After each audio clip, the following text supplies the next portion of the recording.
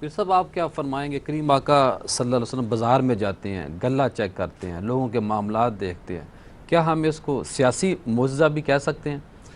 کہ ریاست مدینہ میں تو میں سمجھتا ہوں کہ بنیادی طور پر ہر بندے کے حقوق کا خیال، ہر ایک کے مسائل سے آگاہی اور اس کو سلجھانے کے لیے، حل کرنے کے لیے کوئی نہ کوئی سلوشن ہونا چاہیے، جو رحمت دو عالم صلی اللہ علیہ وسلم سے بڑھ کر کسی کے پاس ہے ہی نہیں ہے اس کائنات میں۔ اللہ رب العزت نے رسول رحمت صلی اللہ علیہ وسلم کو یہ سارے ضابطے اور یہ سارے اصول عطا فرمائے ہیں۔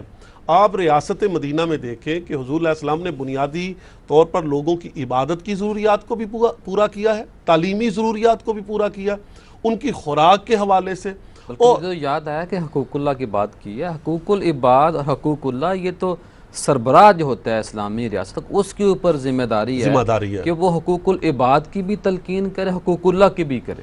ریاست مدینہ کے سربراہ کی تربیت کا ہی تو اثر تھا کہ امیر المومنین خلیفہ دوم حضرت سیدنا فاروق اعظم رضی اللہ تعالیٰ عنہ کہتے ہیں کہ اگر فرات کے کنارے کوئی کتا بھی یا جانور بھی پھسل کے مر گیا تو قیامت کے دن مجھ سے اس کے بارے میں سوال کیا جائے گا۔ یہ رحمت دو عالم کی تربیت کا اثر تھا۔ لہذا یہی نہیں ہے کہ ہم ریاست مدینہ کا نام ہی لیتے جائیں، وہ اصول اور ضابطے نہ اپنائیں جو ریاست مدینہ کے سربراہ جناب محمد عربی صلی اللہ علیہ وسلم نے۔ جی ڈاکٹر صاحب